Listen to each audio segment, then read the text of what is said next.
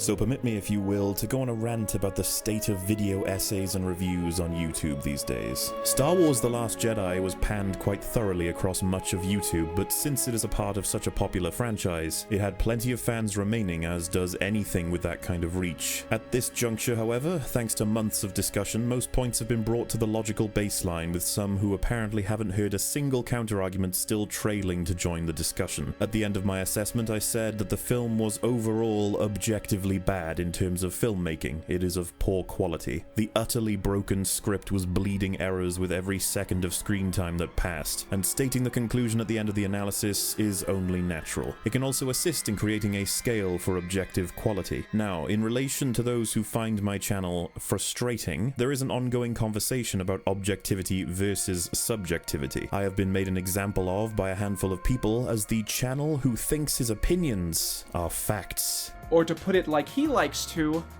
his opinions are objective. And the opinions of people who disagree with him, well, those are just subjective. Isn't it so strange that people can't seem to get a quote from my videos that would even remotely resemble that statement? The idea that I tell people they are watching movies wrong, for example, when my discussions are always concerned with the facts you use and how well researched those are, versus the feelings you experience. Anyone is welcome to generate an objective opinion based solely on the measurable elements of the content, or they can generate a personal, subjective opinion based on how they felt. But they are completely different conversations. You can't be wrong for how you experience something. And I'm not coming here to tell you that you're wrong, unless you are actually wrong about indisputable facts. You see, you can do whatever you want, however you want, feel what you want. Just don't tell me that an apple is a banana and expect me to say you are right by an objective standard. As you just heard, Patrick made a great point. But these same people purport that I make statements about denying someone's feelings or watching movies wrong when they can't show it. Though if we reverse that accusation, I actually can use quotes instead of inventing them. So considering the amount of criticism objective analysis receives from these folks, and how abysmal the current state of hollow analysis is on YouTube, why don't we explore their style and see if it holds up against any kind of scrutiny? I know it seems impossible to watch movies wrong, but you're watching movies wrong. Oh dear, that seems contradictive, doesn't it? And I'm not coming here to tell you that you're wrong. 6 months later. You're watching movies wrong. You're kinda watching movies wrong. This is what I end up hearing from the same people who believe they have more authority to speak on the subject of film analysis than others. And all those plot holes people complain about, they don't actually matter. The actual problems are that many of the central characters are totally static and poorly motivated, and the one major moment of growth is caused by a ridiculous plot contrivance. So plot holes in favor of payoffs don't matter, but plot contrivances in favor of payoffs do? Patrick, you realize that a plot hole is a plot contrivance, but worse, right? At least with a contrivance, it could happen. A plot hole, by definition, is a strict contradiction. It should not happen. You seem to be contradicting yourself quite a lot. While I make some videos that are technically film criticism, I don't count as a film critic. These people write scripts with more inconsistencies than the films I am trying to criticize, and these videos that they make are only 10 minutes long. Critics are not bought or bribed. Disney does not pay off critics to trash DC movies. It's not like bad reviews hurt Suicide Squad's box office, so why would studios waste money on that? A few moments later. Before seeing a movie, I'll skim reactions from critics I trust on Twitter, or glance briefly at the reviews, and if enough of them seem to dig it, I'll see the movie. Why would studios waste money on that? How do you write that in the same video? Many people accuse me of inaccurate film criticism too, that I am not aware of extra knowledge that would have changed my assessment had I known it. This is actually a truth. There are a couple of things that I am completely unaware of, and that is a human error, as you would call it, but I am happy to admit that I can make that mistake. Patrick talks about how many critics are getting facts straight wrong by not paying attention to the movie, as if he is separate from that collective, only to then, in the same video, say this. In Alien, if the acid can melt through the floor, why doesn't it melt through the entire ship? Patrick, acid doesn't just burn forever. It will neutralize after it eats through enough material. In fact, that is the immediate concern for the crew of the Nostromo in the film Alien. That thing's gonna eat through the goddamn hull, come on! After realizing that it could potentially eat through the hull, they then find the spot where it's reaching its end and comment on it. It stopped. Didn't say anything like that except, molecular acid. Do you understand how many contradictions we've reached in just a few minutes? His video on plot holes was so poorly constructed that despite the positive ratings on the video itself, an overwhelming proportion of top comments are in disagreement with him. This reaction is actually very similar to the one H-Bomber received on his video in relation to Bloodborne. The fan base will always appreciate a good new video, but once you have time to discuss it, videos with awful argumentation start to fall apart. I would say that one of the most accurate examples of this clear disconnect would be Joseph Anderson's attempt at explaining why horror games don't scare him and his follow-up video. His first video was very confusing in structure, conflating his feelings with facts while presenting that an entire genre is fundamentally broken. This served to reveal a sense of ignorance in the exploration of said genre, and I have honestly never seen such a major portion of the comments section in complete disagreement. Similarly to Patrick and H-Bomber, these were despite the positive ratings. This is the kind of thing that will of course happen to me down the line if I fall out of touch. But how you respond to criticism can often say more than the initial statement ever could. Speaking of which, Joseph responded to the criticism with an extremely condescending video explaining that it is in fact on the viewer to figure out which statements he makes are subjective and which are objective. This absolves him of any responsibility in his own writing, placing the blame directly on the viewers. As a result, the comments section ravaged him once again. These are the kind of videos you end up with when you have a severe lack of self-awareness. At least 50% of the plot holes that I see people complain about are things that are actually explained in the movie if you just pay attention. In Alien, if the acid can melt through the floor, why doesn't it melt through the entire ship?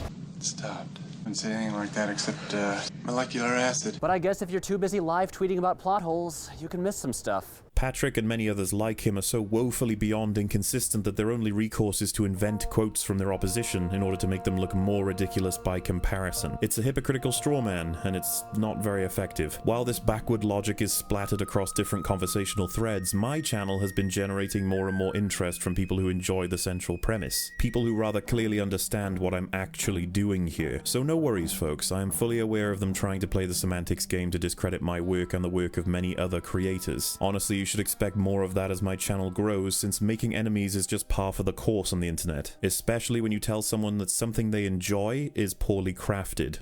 Or vice versa. Separating how they feel from the art itself is something they disagree with at the core, so of course they get upset when you point out a flaw they can't reconcile emotionally. But this is not a foreign concept for them. They are fully aware of the difference between objectivity and subjectivity, and they know when content is poorly made. It simply doesn't apply when it's their sacred cow. Thus, they end up taking criticism as a personal insult, but good lord, that is not the case. Besides, it's much easier to simply smear people who disagree with you rather than open a discussion. Isn't that right, Quentin? To state that your opinions, which mostly come down to things like thoughts about the lore and nitpicks about dialogue, are objective facts that can never be disputed by anyone is ridiculous.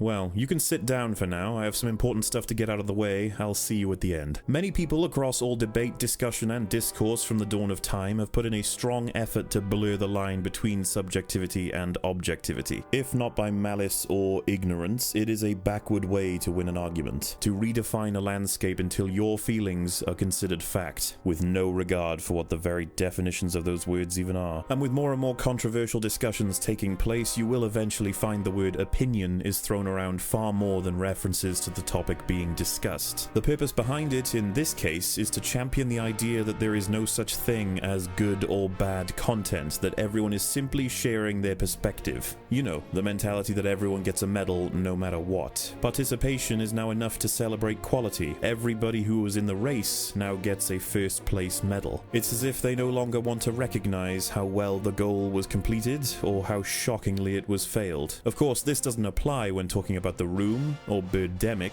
or how about CinemaSins? It is very difficult to find anyone who declares CinemaSins is a channel of quality. However, CinemaSins is a form of art. He has transformed the original content for a different purpose. Surely whether his work is bad is purely subjective. Of course, I don't see it that way, but what I'm trying to show is that they do use objectivity as a scale when it suits them. But that fights their principle of everything coming down to an opinion. so you will only find it happening with the things they so desperately want beaten into the ground. Ultimately, if you subscribe to these channels, their standards get very confusing, so I say let's throw them out the window in favor of something far more consistent. I think I should be clear in saying that anyone, including myself, likely in this very series of videos, will eventually, in their lives, create bad pieces of content, and it can be assessed for a conclusion. There are plenty of ways to determine it. Let's start with getting facts wrong. That would be a big one. We open up in the 1970s with two characters that have a plan to share weaponry to communities surrounding the area with Wakandan technology because of the struggle that persists. No, it was set in 1992. What's wrong with you? As far as I'm concerned, plenty of these show an opportunity for a backstab to activate, and it comes across as the game falling asleep. Don't you know that the Jester robes are immune to backstabs, you hack? We then see the Hulk has been transported directly to Camotage. No, it was Sanctum Sanctorum. How can you call yourself a critic? Yes, these are a few moments of several in which I get things wrong.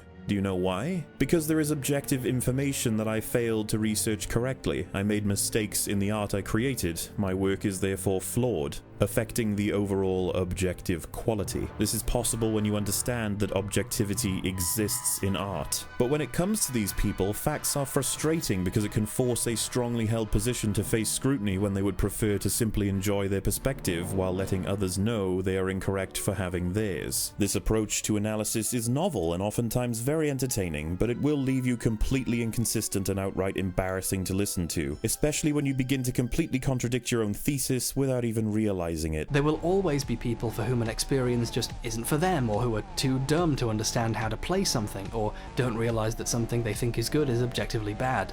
Some people really like Fallout 3, and they seem to be the specific type of people who think clicking a dislike button is a decent way of expressing their feelings. In other words, objectively stupid people like Fallout 3. And there is a right way to play the Souls games. You can hide behind the shield a lot, die over and over trying to memorize every encounter, or use magic from a distance to avoid having to engage with the game, or wear the heaviest armor and hope that'll save you. But the reality is, it's just more fun playing it as someone who dodges, who weaves, who parries, and who uses situational awareness to assess a situation. You guys remember H-Bomber Guy? He acknowledged my existence again on Twitter. It was wonderful. Last time he spoke to me it was about my DS2 series, and in relation to someone saying they couldn't be bothered to watch any more than 10 minutes, he had this to say at the end of the conversation. Have you ever eaten something bad and stopped? Or realized there were 8 more courses and stopped? Because I think people who do that might still have some relevant criticism. And in response, I said, that is an interesting analogy, and had someone watched part 1 and offered criticism for it, I am sure it would be helpful. But to eat a potato and complain that the entire meal tastes bad is simply not useful at all. He chose not to respond to me again after that exchange. Clearly behaving like someone who definitely isn't mad that they got owned online and just wants to have a reasonable conversation about the facts. But recently the topic of objectivity versus subjectivity came up, and I received this from Harris. You're 100% entitled to your opinion, and you noticed a bunch of genuine mistakes I made in the video, but pretending that your opinion is the only one based in facts, and people who find that approach tiresome or just scared of the truth, is a bit of an overstep. I love being acknowledged by my peers online. It makes me feel powerful, virile even. So I responded by asking why he's trying to make me look crazy by implying that I think my opinions are facts due to achieving objectivity. Though I shouldn't be surprised, he's not the first intellectual to misrepresent my work. I don't think you're a bad person. I simply don't agree with your approach to video game criticism. It's a little immature to write as if you've achieved objectivity and I'm out to make you look crazy for it. And I'd recommend, like, chilling out.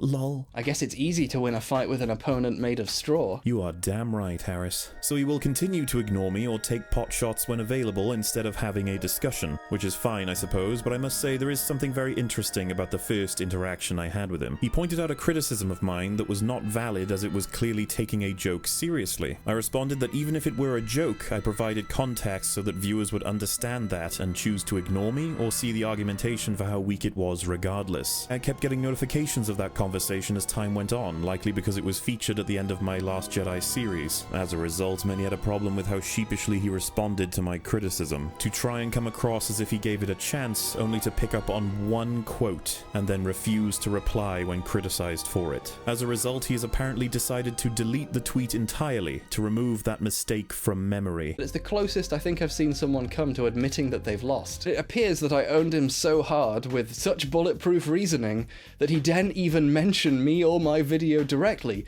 despite the fact that we have mutual friends, so I know he's seen the video and I know it really pissed him off. He later admitted that yes, there are mistakes in Dark Souls 2 and his video on it, but they are not flaws in overall game design objectively. They are mistakes, but they are not flaws. Right. I'm still happy to chat with you, Harris, whether or not your perspective makes a lick of sense. We could get along famously, I'm sure. Just stop with the snipes, unless you're gonna give me a chance to actually have a conversation with you. It's a little bit unsporting, that's all. I promise to not do that eventually, when I grow up one day. So yes, objectivity and subjectivity. At this point, the concept has practically drawn a line between two types of critical analysis. The issue is that many content creators will blend the two ideas and then hide under the banner of subjectivity to avoid criticism. Rather than being happy to compare how they felt to the reality of the content, there is this stubborn assumption that the first thing you felt is now the only piece of information that's relevant to the deconstruction of the media. How you feel may remain with you, but that doesn't mean you should stop listening to other people, exploring the content with any depth, or allowing yourself to experience even more. Instead, there's this idea that you should hold on to that one narrow perspective, which is detrimental to communication, especially if it's based on false information. The sun being a star is just an opinion. Water being a liquid is just an opinion.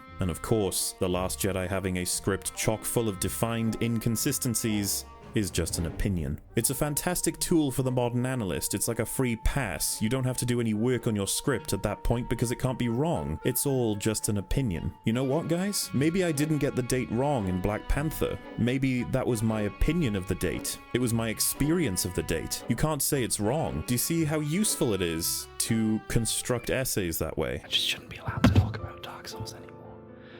Someone should just come and stop me before I make him another idiot of myself. You can't say I didn't try, Harris. So I had an extensive stream with my community while playing Sly Cooper some time ago. This particular issue was discussed heavily, and there were several comments about what seems to be this open frustration about using the word objective whatsoever on YouTube. There is no fear of facts, because analysts who claim subjectivity will still employ that objective standard at their own leisure, especially when it's not their sacred cow being humiliated. But to label something you found to be factual as objective is not something these guys want to do. People don't want to use it because it places a target on their back. It means that there is no safety net to fall back on, no chance to say, it's just an opinion. Let me have my opinion. You're essentially saying that your content is correct. So if it turns out to be incorrect when information is fact-checked or new information arises, you have to admit that you've made objective mistakes. Many YouTube reviews still accept it, and it's a great tool in an analytical arsenal because you can grow from understanding the difference between facts and feelings. By the way, when they let her out of the cage and they're heading into the city for their mission, she's like texting the Joker. Why does she have a cell phone? Maybe she hit it in some crack. Okay. I really couldn't tell you. She's had it in there for years. Maybe she found one while they're walking around on the street. I really don't know. But yeah, she's... Listen, you're being transferred. I don't know where you're going. It's for Mr. J. You gonna tell him I took care of you? You're so screwed. Red Letter Media created an assessment of Suicide Squad. This was a writing flaw they cited to assist in proving a conclusion about the film's poor quality without realizing they had missed a detail in one of the scenes. So they acknowledged the error, and despite that flaw in their assessment, their conclusion was still strong because of many other references that were accurate to the events in the film. And the conversation was once again completed after being amended, which is great. In fact, it's quite a positive experience for everybody involved. But not for these guys. To be wrong is to have your position weaken, so that is unacceptable, and therefore everyone is right. No one can be wrong, except people who use the term objective. They need to be burned at the stake. As I said, this is interesting to me because these are the same people who make statements of fact regularly. It is very easy to find. Hell, they admit to it directly sometimes, talking about the method being more convincing and therefore useful to spread their message. I know I talk authoritatively sometimes, but I hope it's clear I'm just offering my opinion in a way I think is interesting or convincing. But you can't criticize them for that because they begin and end their pieces with that good old disclaimer, or as it should be known, the safety net. Hey guys, before I start this video off, I just want to say that this video on Dark Souls is my opinion only. The core of the game was a disappointment for me. The ashes, for me, had burnt out. This is only my opinion. I know there was a lot of Dark Souls fans out there. It still felt a bit hollow. Personally, I think Dark Souls is a true masterpiece. In my opinion, it was not enough. For me personally though, I feel like the fire has gone out in the latter titles. This is not your opinion, this is just how I feel about the Dark Souls universe. This is just my opinion, yours may vary. Go ahead and drop yours in the comment section, I'd love to read it. Yes, those were all from one 15-minute video. These disclaimers are everywhere, and they are incorporated by many prominent creators, and I am not saying that you should never use it, I simply have some points to make. The vague label of opinion is being slapped on every element of a video essay, as if the word means that everything you said, whether feeling or fact, was subjective, and thus cannot be disputed. Conversely, if a video presents strong arguments on a subject, many will wave it off as it's just an opinion, as if the word means there was nothing objective about the content whatsoever. That is not how it works. An opinion can apply to the sharing of a view constructed of feelings, of thoughts, or of objective information. It depends on what is said. It is the difference between objective and subjective. This applies to every facet of communication, including discussion on art. Though that doesn't mean you should then spam it in every sentence of your essay like many have started doing as an excuse for poor research. Otherwise, it will end up in sentences that absolutely didn't require it in the first place. In my opinion, the sun is a star. No, that's not an opinion, it's a fact.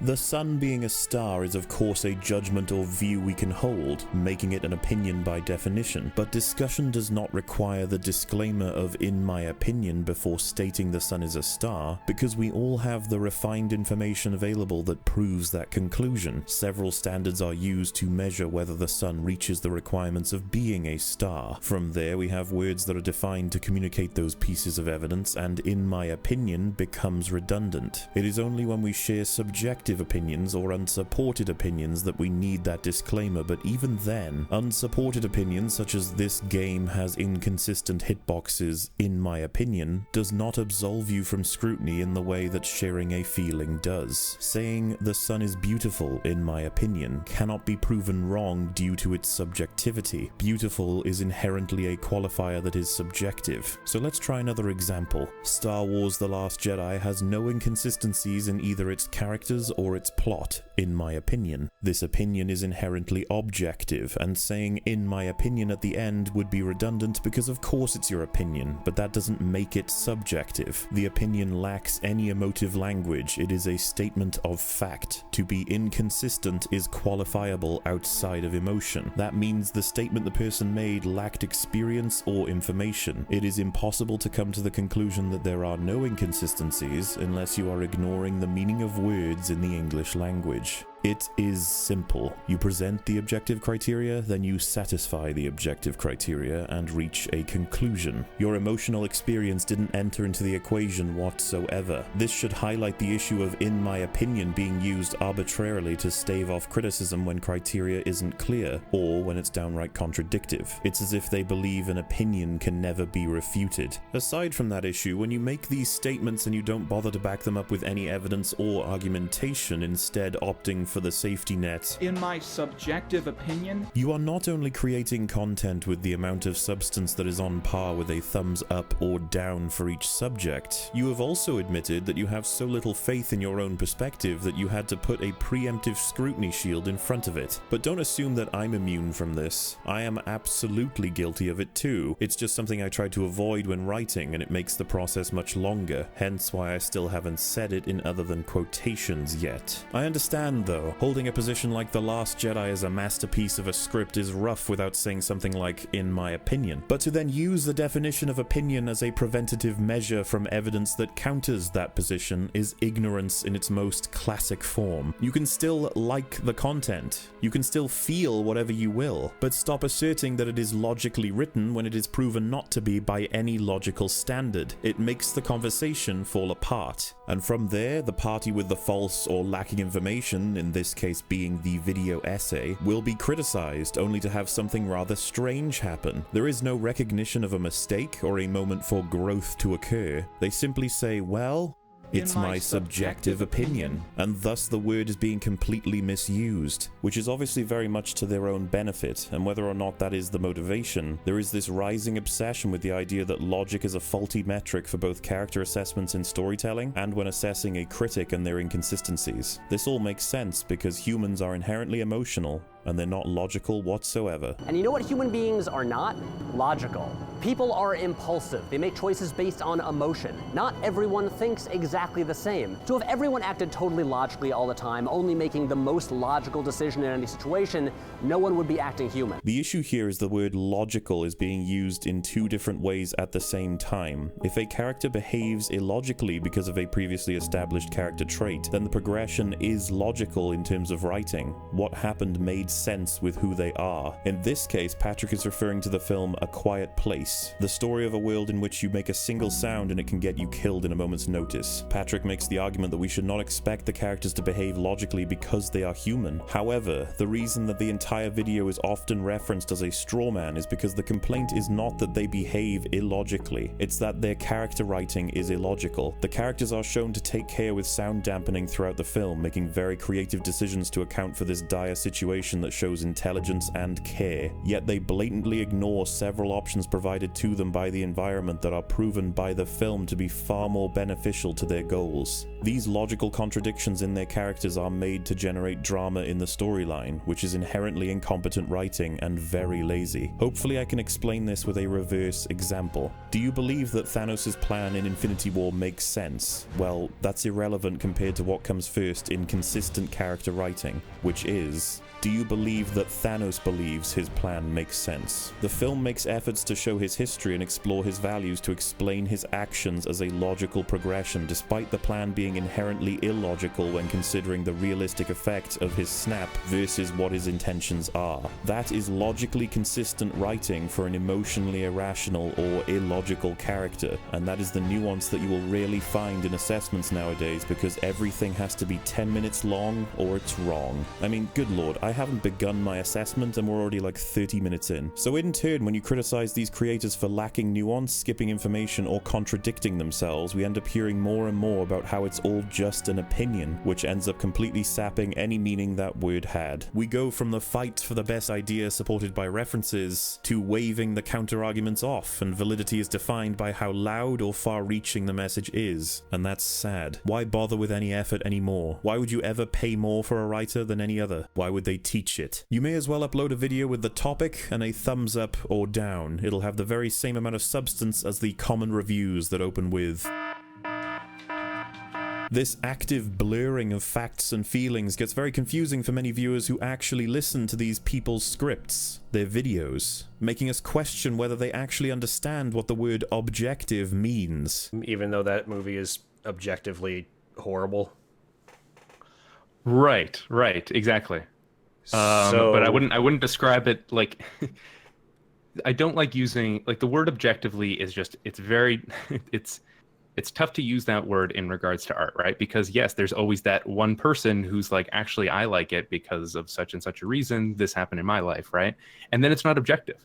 Right? It's not objective if one person disagrees with it. Objective has nothing to do with whether people agree worldwide. That is nonsense. This is an active attempt at making the word taboo to use in modern analytical discussion. But we have to admit that something is undeniably true. Bookending your video with "in my opinion" will actually stymie the flow of critical responses from the audience, because they will parrot this disclaimer as if it means anything until this process starts getting pointed out. Many channels will lower their own standards to a point where 10 minutes can go by and nothing is said. As long as they get their scripts out and they tie it all together with subjectivity, they can make content quicker and quicker, they can cover more eye-catching subjects, and they can have the benefit of being bulletproof. It allows them to get basic facts wrong and they don't face scrutiny, despite the fact that they run channels that are entirely dependent on the concept of scrutinizing art. I cannot think of a bigger waste of time than debating art. My goodness, how sad is that? Not to mention, it's completely hypocritical. All these people do is account for other arguments created by people on their channels. Just how good or bad something truly is while taking into account other arguments that people have brought to the conversation. And that's on top of the fact that they are creating art as well. Make no mistake, video essays are absolutely an art form. I mean, pretty much anything can be art anyway, but these videos are designed to evoke feelings in the viewer. It's not like they're simply instructional videos videos telling you how to prevent Sony Vegas from freezing, which I actually ended up searching for and it worked. They want you to feel something specific when they make these videos, and much of the time code can be spent manipulating information to do so. That means they are open to scrutiny, and it doesn't just stop the second you say, "in my opinion." Let me give you an example. Jonathan McIntosh created a video in defense of The Last Jedi. He made several claims, including that male hatred for the film was based on the female characters offering advice and helping the male characters fulfill their arcs despite their failings throughout the narrative. And from there, the angry male fans have trouble with that because it is ingrained into them that women don't usually fit that role. In order to achieve proving this theory, he will actively ignore many facts of the narrative while inventing his own. It serves to give the assessment a little push in the direction that best suits his narrative, but it's subtle, and so people get sidetracked as to what point McIntosh's feelings and the facts of the script get mixed up. The Last Jedi is a movie that's designed to subvert audience expectations. Finn's intentions are selfish and driven by a lack of faith. He's convinced that the fight against the First Order is a lost cause. He even uses the essay voice throughout his videos. Remember, folks, soft-spoken and fragile, to sell that emotional resonance. Regardless, he is wrong. Finn makes it clear that he is motivated to leave in order to save Rey's life because it's only a matter of time before the ship is destroyed, which is true because Holdo has let her crew believe there is no hope. Tell us that we have a plan, that there's hope. Sorry, but this fleet is doomed, and if my friend comes back to it, she's doomed too. Gotta get this beacon far away from here, then she'll find me and be safe. So, Finn choosing to save someone by leaving is inherently selfless, especially when considering that he did not sign up to the Resistance, and yet, when he chooses to leave, he is abused, captured, and told to fight for this cause, or he is a coward. These details are part of why the film's script is so heavily flawed. There was an attempt to send several messages, but they are actively at odds with the narrative and the character progression. I understand that these ideas and these themes exist, but they are not effectively executed. They contradict themselves. Both McIntosh and Johnson have a narrative to sell, and we hold both of their scripts accountable for their consistency. But saying, "in my opinion," doesn't suddenly mean your video isn't actively ignoring facts. You are not now immune to criticism. This is how false narratives are written in video essays. They ignore counter-arguments and information that could cause cognitive dissonance in order to appeal to the audience that they've already cultivated. They add, "in my opinion," to imply that you can't address their fabricated references at all. But a film is finite in terms of a source of information, which means fact-checking video essays based on movies is incredibly simple. That's not to say it's impossible to defend The Last Jedi, but to argue that the film is completely consistent in both its own rules and the rules supplied by its universe after an in-depth assessment would be to lie about the content. The people who agreed with McIntosh agreed before the video was released. They were simply waiting for a mouthpiece to address the film from a gendered perspective because it is an agenda-driven channel. It didn't matter what he actually said, as long as it made a comment on women's position in society. In fact, his audience wanted more of it. More ways of pointing out what they already wanted to see before even clicking the video. The people who watch and agree, and the people who don't watch and don't agree, were both doing it for the same reason, because of the political bias in the assessment. This is essentially confirmation bias. And so, this is how divides are created and how discourse is destroyed. McIntosh is not alone in the grand scale, though. His narrative is simply that of showing gender-driven politics in media, whether or not it's applicable. Downward Thrust's narrative is reporting on the doom and destruction that is the gaming industry, whether or not it's applicable. Patrick Willems' narrative is to undermine the self-taught critics of YouTube, as he wants his film studies to mean that his work is worth more than a random dude who just watches movies and points out plot holes. Essayists will forget about the facts that ruin their narrative. We all have a narrative. Mine is trying to get to the logical baseline for every element in a script under an objective writing standard, and so I provide you references that are researched, and my opinion is rarely relevant because I have to follow what is seen and heard and then relay that to you guys, which is essentially Quinton's biggest mistake. He thinks I'm sharing my opinion of The Last Jedi when I say there are contradictions in the script, despite referencing many of them, and I can't blame him because he is yet another person who uses opinion as a shield from criticism, but I don't. That judgment was objective, supported by references.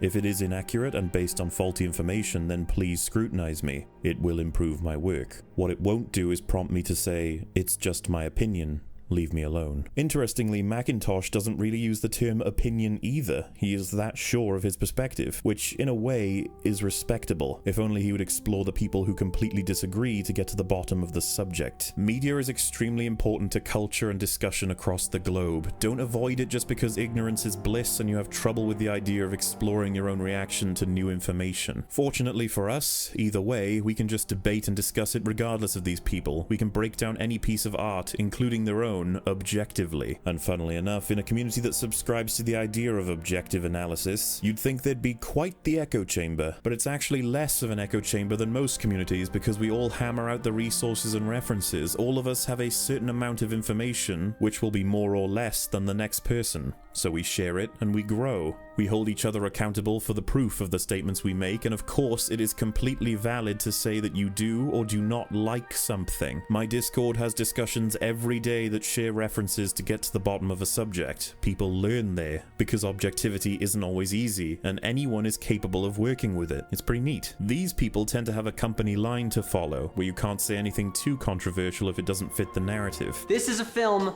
about space wizards intended for children. Meanwhile, I think this movie is goddamn incredible. It is easily the best Star Wars movie since The Empire Strikes Back, and today we're gonna talk about why. We're talking about a movie about space wizards intended for children. A few inches later, I haven't stopped thinking about The Last Jedi, and to all the people who hate it, I wish that you could see what I see, because it's pretty great. And if you don't consider an objective standpoint to be a narrative, you might be able to understand that it essentially means you lack a narrative. It's not supposed to make you feel angry or happy. It's supposed to offer you the chance to compare how you felt about the craft with what happened in the craft. And yes, folks, even some of my favorite films of all time across the universe have objective issues. So please, take it from me. Objectivity does not have the intention of invalidating feelings, but it can, depending on person to person. That part is subjective. And hey, you can use the word opinion all over your analysis when describing thoughts and feelings, but I would try and avoid it when you're simply using it to ignore contradictive information just to believe your own lie, or in some cases, in the hopes of mixing the objective and the subjective. If a creator keeps telling you that it's just their opinion, then try and imagine why they felt the need to keep on saying it. Maybe they had no factual reference for why they felt the way they did. Maybe they wanted to manipulate someone else's factual references without providing their own. Maybe they misunderstood their own subjective experience for a factual reference. Maybe they wanted to copy and paste the popular perspective, but they didn't provide the factual references that would lead to the conclusion. Maybe they can't reach factual references because they lack a sense of consistent argumentation. Or perhaps they generate their own factual references in order to wedge their own politics into media. Or maybe they want to lie just enough to sell their position. But what would tell you the difference between these? Well, it would be their references compared to reality. It would be the patterns they find. It would be how much information they omit. If you don't care about proof and you are simply looking for validation, then yes, those videos will work for you. But that is a serious problem on YouTube. It's an admission that the video has the exact same level of substance as someone who said the exact opposite with conflicting references to the script, meaning there is no discussion, just people shouting into a void, and the second it shouts back, in comes the safety net. In my subjective opinion, in the context of discussion about art, objectivity is the idea of explaining what happened and how effectively it was achieved in its craft without influence from emotion. Subjectivity is the idea of explaining what it made you think and what it made you feel, and if you can, explain why it does that for you specifically. Both of these offer great insight, but they need to be separated for the sake of communication, otherwise we'll never understand each other.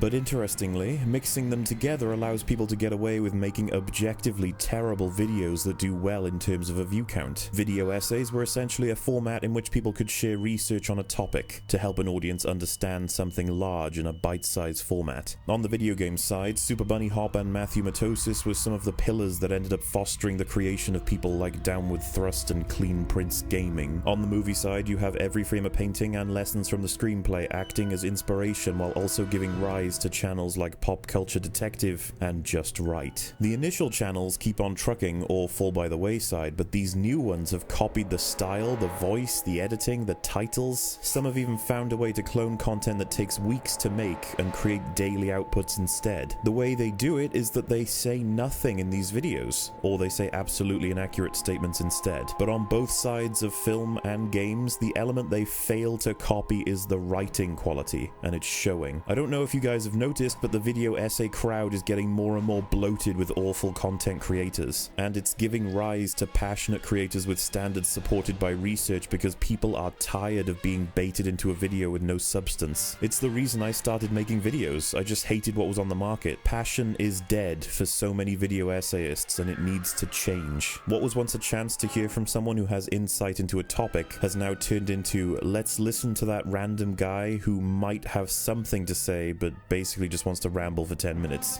and it sucks. The video essay community has essentially become the commentary community. That's not to say that commentary is worthless by any means. It is to say that video essays used to be about research with a sense of accuracy, all in favor of making a solid point. But now, like the commentary community, it is more about quickly sharing some thoughts. Only by comparison with video essayists, they make something seem a lot more important and that you need to hear it. And that's all thanks to YouTube algorithms. This kind of content is encouraged, but there are still great content creators out there. You've just got to go look for them, and thankfully as time goes on, these people are being called out more and more, so we are getting there, folks. Though video essays are one issue, subjective versus objective is another one, and when you put them together, you really do get some of the crappiest content out there. Now, does anything I just said sound irrefutable and simply true? Well, it shouldn't, because I haven't figured this all out yet, and many words come with more than one definition. But something that is key here is that objective does not mean irrefutable. You can have an emotionless argument that was built on bad information. That is why two people who assess objectively can still argue, because we all have different amounts of information, and so we will share it with each other, and then we grow. However, this is the bedrock of critical analysis, and so it's a very complicated subject that cannot be completely explained in 1 hour, which is besides the fact that I am still learning. Though this line of thinking not only behaves as the most consistent, it accounts for the methods that the other essayists employ, and it betrays what narrative they push. The Last Jedi is a story about men learning to trust women's ideas and decisions, and then becoming better people and better heroes because of it. It's a vital lesson that men need to learn if we are to achieve gender equality. The biggest problem I face is having false information or poor research. The biggest problem they face is having the viewers actually listen to their videos. You're kind of watching movies wrong. There's an episode there it is again. Yeah, there it is again. Just Thank you for telling me how to do stuff.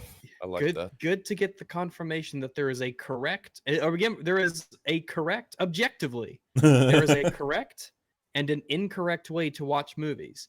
Not a thing that we have ever said.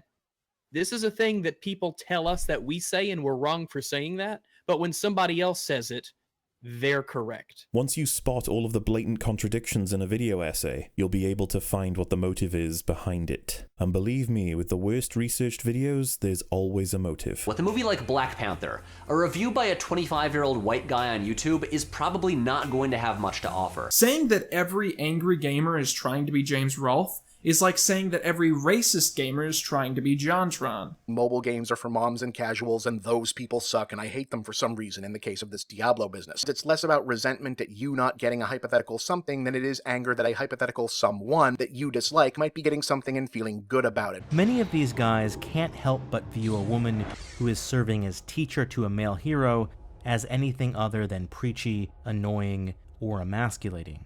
The fact that Rose also happens to be played by an actress of color only magnifies their anger. So, here's the thing.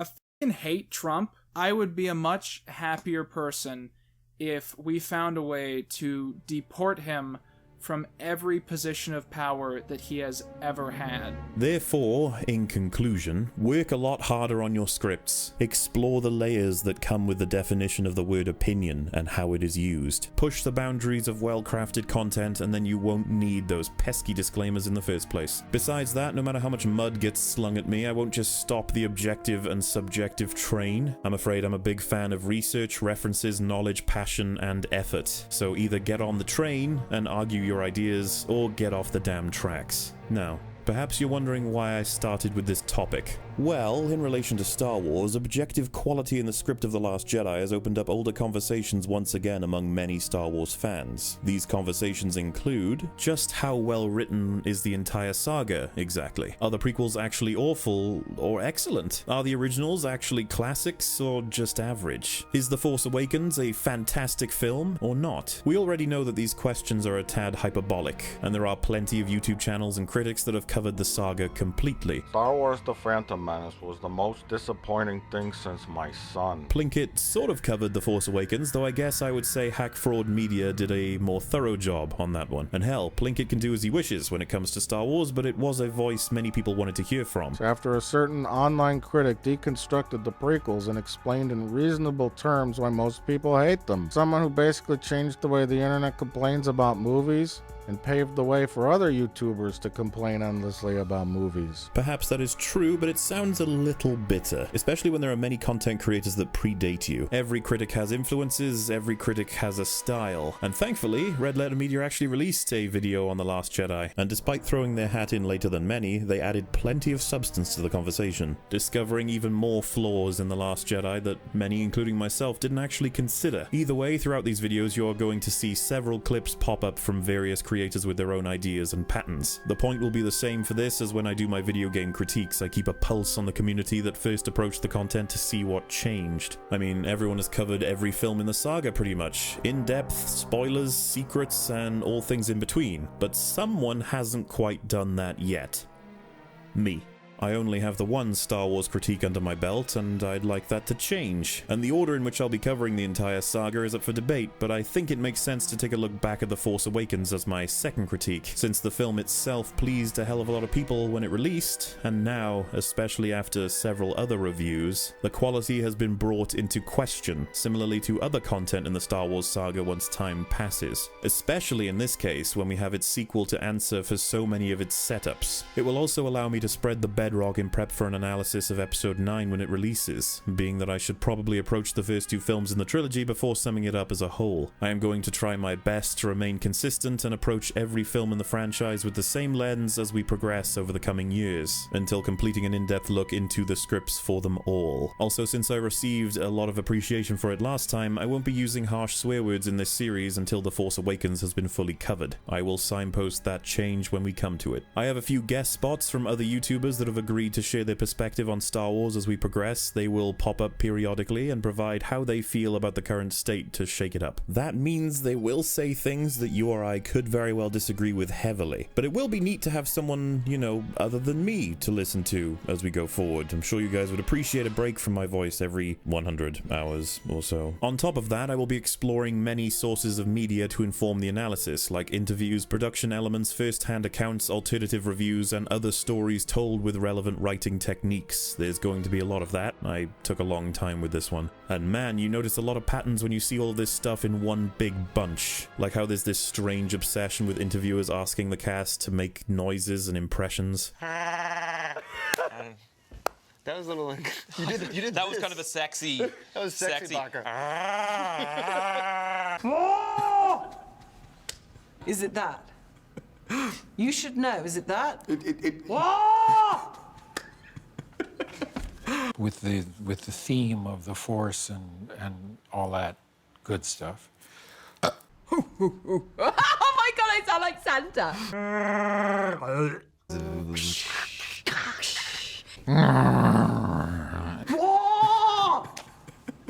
Is it that? It's good enough. Anything could pop up in this series. It's gonna be pretty mysterious. I have no idea what's gonna happen. I have no way of knowing. It's such a mysterious thing. It is. It's a huge movie. It's more than a movie. It's this phenomenon. But I don't know. I don't really know what to expect. But once again, third-party lore and information from other shows or comics or books is not going to be permitted as an explanation for weak writing in the script itself. It is important to add that as we advance, you will not agree with everything I'm going to conclude on. There is always room for more discussion. My videos should be evidence of that, but I will make objective mistakes depending on whether I have researched elements thoroughly. And I leave it to the comments section to let me know where I have stumbled. Hopefully I can add an addendum to the final part of the series for corrections, if enough enough should rise. I would like to say that I fully appreciate anyone willing to share my videos, but I would ask that you don't add the tagline, "MauLer will prove your feelings wrong." This isn't what I'm here to do, folks. I'm here to create an objective assessment for those who are interested in the topic up for discussion. Even if other content creators twist what my intentions actually are for an easy sucker punch, don't believe them and don't propagate that sort of behavior. That goes the same for targeted harassment of cast and crew members in these productions. Unless, of course, you are provoked, which can absolutely happen. All I have to say is try to leave them alone and let them live their lives. And hey, I know a vast majority of you don't enter into either of these behaviors, but I figure I should say it. Be civil, and if not that, be humble about mistakes that we do end up making. There are many videos that already explore the pros and cons of Star Wars as a whole, meaning you may hear what you've already heard before, and many of the content creators on YouTube and other analytical sites can be credited as inspirational. Links for each video I watched in prep will be in the description, and each clip will of course be taken from a larger context that you are free to explore. In any case, I have tried to provide as much of my own content for this topic as possible, despite being a well-traveled subject. As some of you guys know, I have one of those typical histories with Star Wars for my generation, being that I saw the first 6 episodes as a kid, and The Force Awakens was the only one I viewed for the first time as an adult. Quite the interesting experience, and on release, TFA was the peak of discussion for our culture, as most Star Wars movies end up being. But we are far past release, and we have a wealth of perspectives about the film from numerous sources. So, the purpose of this series of videos is to assess the quality of The Force Awakens, to analyze the film with strong reference to its sequel, to compare writing techniques and quality across many mediums where relevant, to comment on the meta surrounding the film, and finally, to not only incorporate but criticize my peers in relation to the assessment of this film. For those who think I'm here to hate the film alone, I will extend to you the olive branch of knowing that I really liked this film on my first watch through, and like many humans on this planet, I was a little blindsided and enjoyed the spectacle for what it was. Though that, and whether money was made, should not be the judge of what makes a quality script. My larger point was, it doesn't matter if it's good as long as it makes money. So because The Force Awakens made a lot of money, I can't be, it's not ergo, it's good. Either way, once the veil was lifted and the shell-shocking nature of Disney Star Wars films no longer worked, some people started to really pierce through the glamour and notice the writing flaws on the spot. This likely contributed to the mass negative reaction to The Last Jedi, being Star Wars alone really isn't enough to get critical praise from the masses anymore. Many of those same people saw right through The Force Awakens from day one. So my goal is not nefarious. I don't wish to stomp on Star Wars while it's down. In fact, I do wish to celebrate the parts of Star Wars that I really do think are quality in the future. But for now, I want to conduct an assessment and find what the positives and negatives of this script are, and then come to a conclusion. For those of you who are shocked that I spent an excessive 5 hours on one film in my last critique, it may behoove you to know that I created a 10-hour series in response to a 1-hour video about a video game. 5 hours is actually quick work for me compared to how long I would prefer a series to be. And shockingly for Houston, Turbo, H-Bomb, Folding Ideas, and many commenters and the population of the Movie Circle Jerk subreddit, saying that a video is long doesn't actually function as an argument of quality. You need to be more specific. Many are propagating a myth, and it goes like this. If you create a review of a film and it's longer than the film, then it's a bad review. This logic is literally based on nothing but the idea that it sounds about right. But let me ask you this. Have you ever spoken with a friend about a scene in a film? Just a scene where an event takes place or a character takes an action? Have you ever discussed these moments and their structure with a friend for longer than the scene itself? Let me make this simpler. Have you ever discussed a line of dialogue? I am the one who knocks. Get away from her, you bitch! I am Iron Man. You can't handle the truth! What's the most you ever lost on a coin toss? Sir? The most you ever lost on a coin toss. Most serial killers keep some sort of trophies from their victims. I didn't. No. No, you ate yours.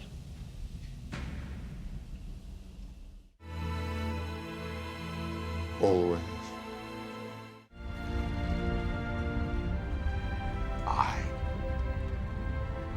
I could do that. Let's go to work. I am your father.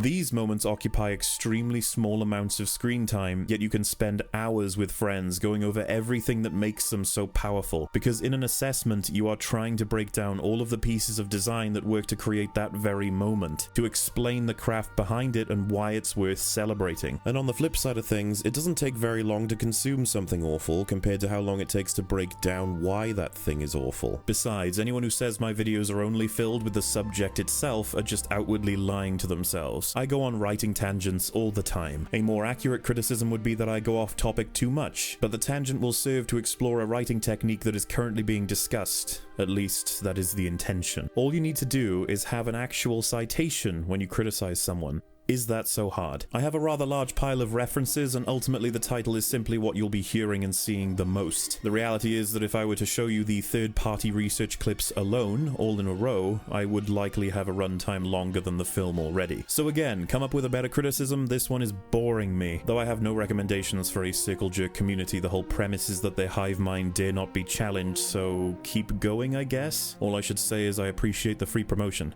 Thank you. Despite all of that though, my general audience may still not be prepared to find out that this series is going to be about 15 hours long, cut across 6 videos releasing weekly. For those who think they understand such intellectuals like will.i.am Shakespeare and his famous quotes, I have something to tell you about brevity is the soul of wit. Did you think that when he said that, everything should be a particular length? If you have one story, then it should average a certain length, when in a movie, for example. Yeah, that makes enough sense. But wait, what if you watch 2 movies in a row? Should they now be shortened to the length of one? Oh dear, it looks like what he was saying was contextual. The context for my work is that I have a huge amount of research from a ridiculous number of sources to share with you folks, and laying it all out will take exactly as long as it takes. Being concise isn't exactly about being strictly short. But in a way, it's about being as short as you can for what you are trying to achieve. I redraft my work, as I said, and I will try and cut out as much of the repetition or filler in the script that I can find, leaving it to essentially be several months worth of work on as many sources as I could find, crammed into 15 hours that is bite-sized for you folks at home, so that you don't have to watch every single video that these things originally came from. What I'm saying here is that if you have a criticism of the length of the videos, try and be more specific, because that alone isn't really an argument. And besides, you have to consider girth. You can pause my assessment at any moment and continue when you prefer. I know I wouldn't watch it all in one go myself, so with that knowledge, take any full library of a YouTuber and watch it all in a row. Combined with the concise logic that is being used right now, their videos would no longer be concise, would they? And hey, you can criticize anybody with Mr. Shakespeare now. Isn't that brilliant? Either way, I am sadly not quite there, but perhaps one day I will have a series that is actually impossible to watch in one day. I have given this script 7 full redrafts, and it is in a position I am proud of. Redrafting is seriously important, folks. I am not kidding. You know, invariably it's awful. It's terrible.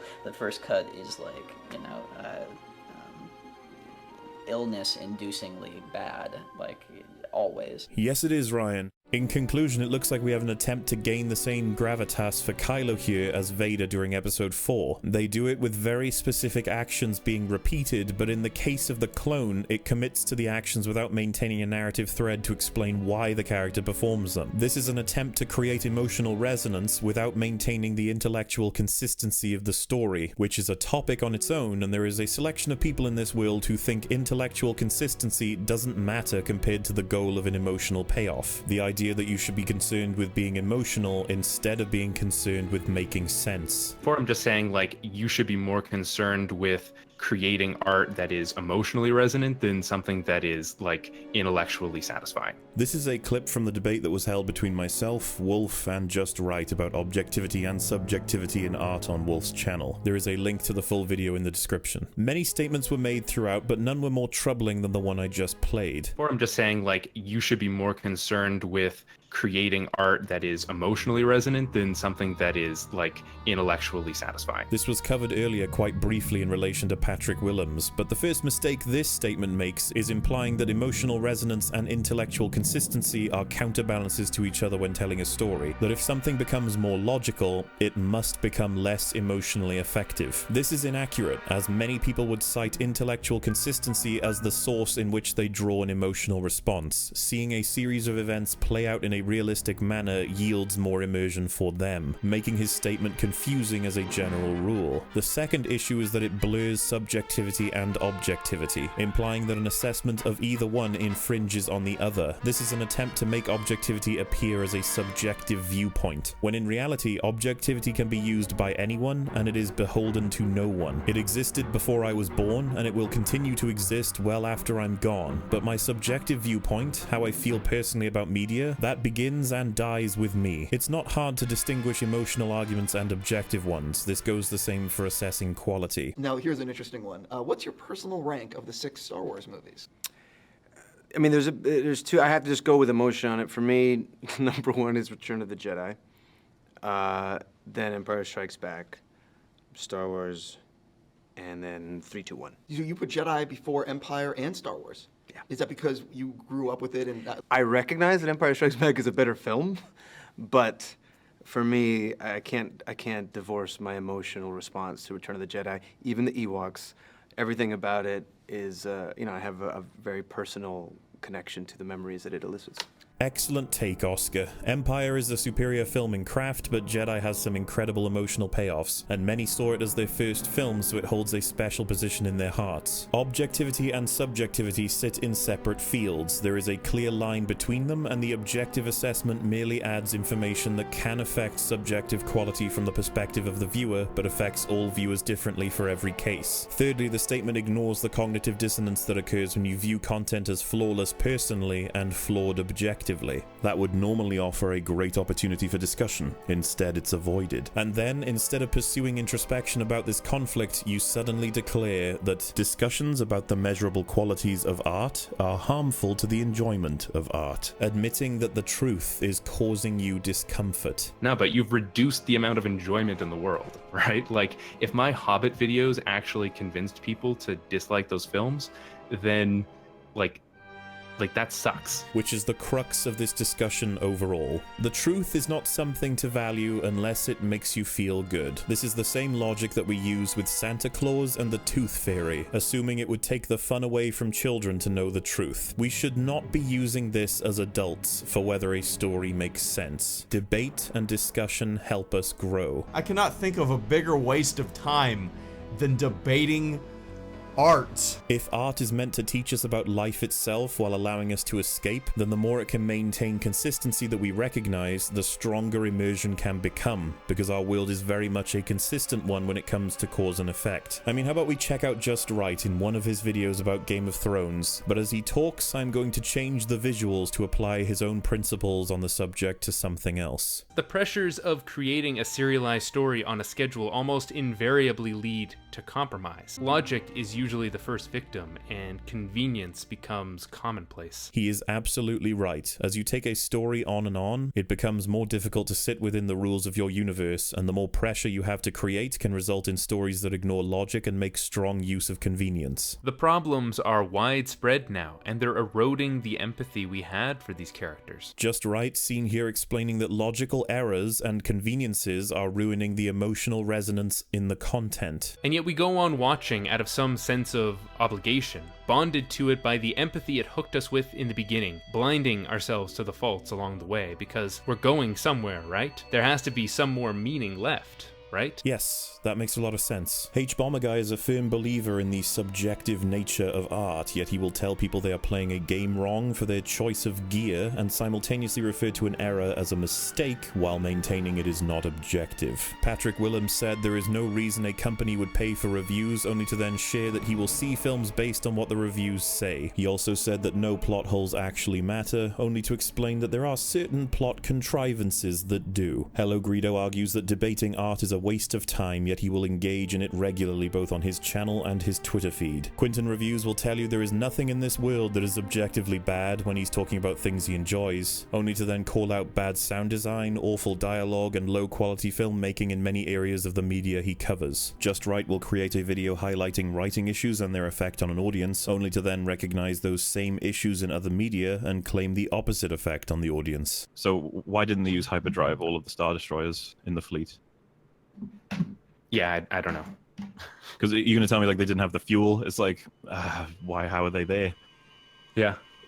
I don't know what it means when these content creators end up providing a counter to their own principle. Oftentimes the video that the principle is stated will provide the contradiction, but it always comes down to a bias they fail to see or actively ignore to protect the media they love. God forbid they admit their sacred cow is flawed. Hypocrisy is a noxious weed. It should be torn out. Though, to bring it back down, Just Right is very capable of assessing media very effectively. What is being highlighted here is emotional bias preventing an assessment from reaching the conclusion it would normally reach without hindrance. All of the content creators I have given criticism to in this very video have that issue in select moments, as do I. Working to draw the line and let people know when you are speaking from your own experience and heart is important versus when you are simply stating facts. If we keep on being vague and using "it's just my opinion" to avoid criticism, conversations and responses are only going to get worse. Growth will be stunted and media will continue to crumble as every IP falls prey to fast single draft scripts. Too many people become immediately defensive and assume it's an attack on character whenever you criticize media they enjoy, refusing to engage in discussion. And then, if a conversation is ever going to take place, it starts to sound like this. In my opinion, has been embarrassing, and that is a fact. No, that's your opinion. It's the definition of an opinion.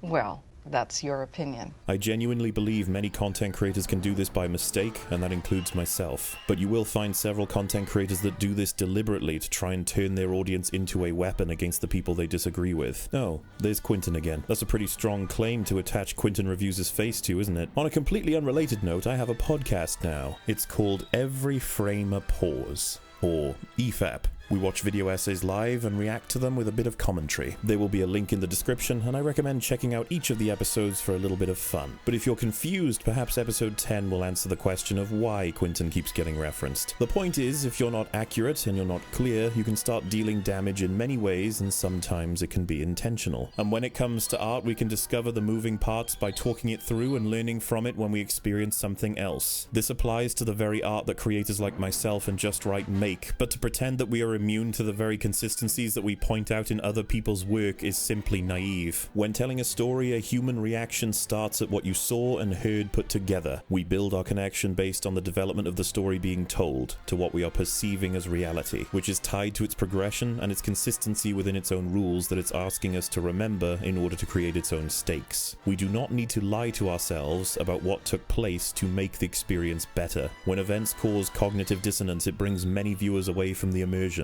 thus diminishing the emotional resonance by lack of intellectual satisfaction. We can grow from an experience like that. It can leave us wondering why we thought of it so differently before, or you can scramble for any alternative to reconcile the writing flaw, as seen here. But then my follow-up question to that would have been, so why didn't she do it when he held her at gunpoint and threatened the lives of the entire ship, which I don't have an argument for, because it's absolutely ridiculous that she doesn't do it at that point. That's the breaking point in which you're going to sacrifice the entirety of the resistance just to prove a point about Poe's recklessness. Are you kidding me? Right, maybe, I don't know. Like, see, this is interesting, right? Because for me, like, none of that stuff shows up in a first viewing. Let's get hyperbolic for a second. How in the world are you meant to feel about Leia performing this act when it wasn't set up, it creates evidence for her death outside of the danger of space, and it contradicts our universal rules along with the rules in the Star Wars saga? How could anyone enjoy this or feel it was well presented? How, I ask you? How? Well, that is the beauty of subjectivity. Your feelings will always remain as valid as they were when you first felt them. They do not require logic or consistent reality to be considered valid, but they are invalid when submitted as objective evidence. The interesting thing about this is that your subjective viewpoint can be affected by the logical assessment. Breakdowns of media will change your mind at some point, and that's great. Hi, I'm Commander Chris Hadfield, astronaut, spaceship commander, spacewalker. I'm here today to hopefully debunk some common space myths. You will immediately fry to a crisp by the unadulterated solar radiation if you get sucked out of the airlock. In truth, it's way worse than that. In the shade in space, it's like minus 250 degrees. But the part of you that's in the sun, it's plus 250 degrees at least. So it's like lying on a red hot stove with a piece of dry ice on your back. And your lungs are going to be sucked flat instantaneously. Your blood is going to boil, like opening a can of pop where suddenly all the little bubbles come out because there's no air pressure around you. You are going to freeze, boil, burn, get the bends, and no longer be able to breathe. Not a good way to go. This is why facts, reason, logic, and objective values are important to compare to subjective values. You get to see whether you discern a reaction from the events taking place, or from you interpreting the events taking place due to a bias. From there, you get to explore that bias, and thus you get to explore yourself. But art can also always be deconstructed on a technical level because that is precisely how it's created. You don't invent technology and then figure out what to do with it. You come up with an artistic problem, and then you have to invent the technology in order to accomplish it. So it's the opposite of what most people think it is, and any artist will tell you that. And art, on all levels, is just technology. To ignore the technical backbone of art from the incredibly complex process of CGI down to making marks on a wall is to also deny reality. To preserve that special view of art, that it is something beautiful, mystical, and it cannot be boxed, only appreciated through spirituality and a disconnection from the cold hard reality we all face, when in reality, it's both. Denial of this fact lets people run rampant with the idea that no comment is inaccurate or ill-advised. People will then begin to attach connections where there really aren't any. The world it creates is so, a lot of things are very unanswered, so people have attached meaning to things that seem to have no meaning, and that kind of makes it more personal. Once you establish reality and compare it to your personal reaction, you can learn far more about yourself and what you value personally. There is this strange myth that I don't value personal experience on this channel, but that is not the case. Subjective assessments will always pop up in my videos because there are things I like to share with you guys that I felt rather than something I can prove mechanically, and that is absolutely fine. But you have to accept that on the scale of subjectivity, something like The Last Jedi could be a masterpiece or it could be nothing. Everyone is different, and that is why objectivity is a valuable baseline to be able to compare. I believe every movie we walk away learning something.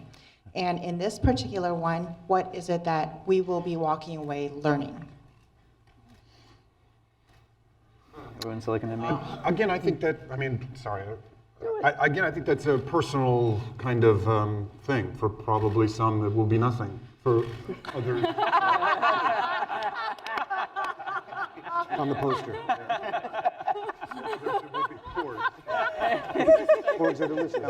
Yeah, you can laugh, but he's right. Some people really don't respond to content in one way or the other. And what does that mean? Well, they have the bias that takes them out of Star Wars completely. Perhaps it is based on trauma in your life, or lessons that you've come to learn, or a lack of both, but that doesn't take anything away from the objective assessment. They can simply admit that the facts don't affect them in one way or the other, and that is absolutely fine. I feel like I need to rewrite the opening sequence in terms of the big picture stuff of what's going on.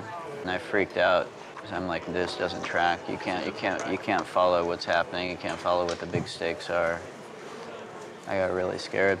And you see, that's fine. It's only human that you can create something that doesn't quite make sense or is hard to follow. But that doesn't mean that we should sugarcoat it. Let's talk about reality. The sad fact is that social influencers, like the many I have covered in this video, believe that objectivity takes away validity from subjective perspectives of art, reducing the meaning, thus making it a negative endeavor. Not to say I am certain of their perspectives, but it is what I have come to understand from several of them.